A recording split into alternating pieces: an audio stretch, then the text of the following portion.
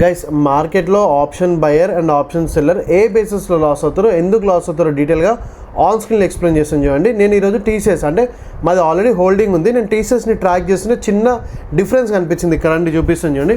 ఈ TCS chart okay, ఇక్కడ చూస్తే మనకు ఐవి ఉంది, టీసీఎస్ ఐవి. ఎప్పుడైనా సరే మనం ఐవి లో ఉంటే బై చేస్తాం, కానీ మనం ఆల్రెడీ సెల్లింగ్ పొజిషన్ ఉంది కాబట్టి ఇక్కడ మనం ఏం చేయలేం. ఇక్కడికి వస్తే మీకు ఫస్ట్ ఇక్కడ స్క్రీన్ అంటే దీని బ్యాక్స్ ఉన్న స్క్రీన్ని చూడండి, టీసీఎస్ 15 minutes టైం ఫ్రేమ్. ఇక్కడ మార్కెట్ ఇమ్మీడియట్ ర్యాలీ అని, సో గుర్తుపెట్టుకోండి ర్యాలీ అయ్యి క్యాండిల్ క్లోజింగ్ ఇచ్చింది, కానీ ఆప్షన్స్ బయింగ్ ఇక్కడ చూసుకోండి. ఆప్షన్స్ అనేటి అన్ని ఇది ఈ మంత్ ఎక్స్పైరీ 30 Juneకి ఎక్స్పైరీ, అంటే ఇది రేపే.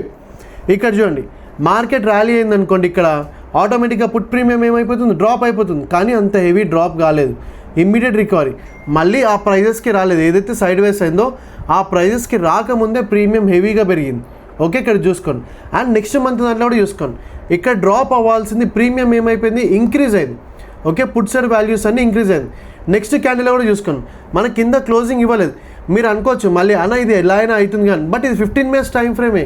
విత్ ఇన్ 15 minutesలో ఎలా ఆర్డర్స్ అనేవి అన్నీ డిఫరెంట్ అవుతున్నాయి చూడండి. పోనీ పుట్ ఒకటే కాదు, మీకు కాల్ కూడా చూపిస్తాను చూడండి. మరి మార్కెట్ ర్యాలీ అయినప్పుడు కాల్ ప్రీమియం కూడా క్లోజింగ్ ఇవ్వాలి కదా, ఇక్కడ చూసుకోండి క్లోజింగ్ ఇవ్వలేదు.